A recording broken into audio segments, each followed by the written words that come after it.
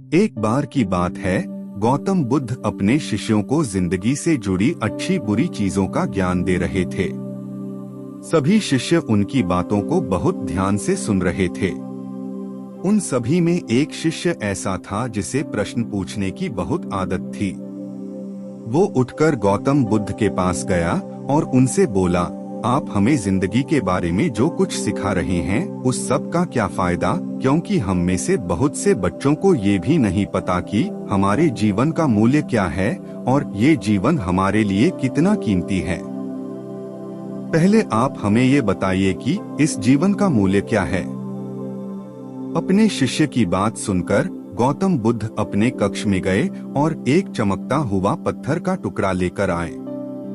वो टुकड़ा उन्होंने अपने शिष्य को दिया और बोले, मैं तुम्हें इस जीवन का मूल्य तब बताऊंगा जब तुम इस पत्थर का सही मूल्य पता लगाकर आओगे।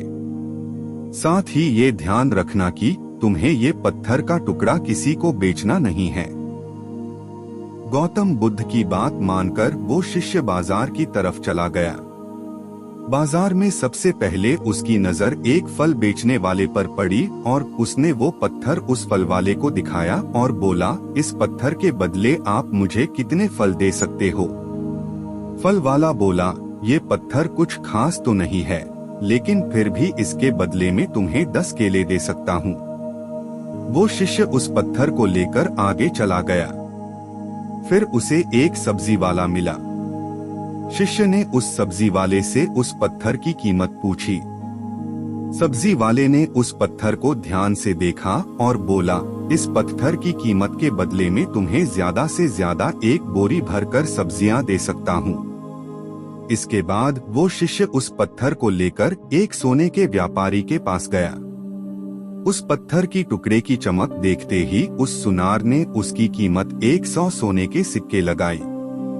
शिष्य ने वो टुकड़ा बेचने से मना किया तो वो सुनार उसके बदले 200 सोने के सिक्के देने को भी राजी हो गया। लेकिन शिष्य ने वो पत्थर नहीं बेचा। इसके बाद वो शिष्य एक हीरों के व्यापारी के पास गया और उनके सामने उसने वो पत्थर के टुकड़े को रख दिया।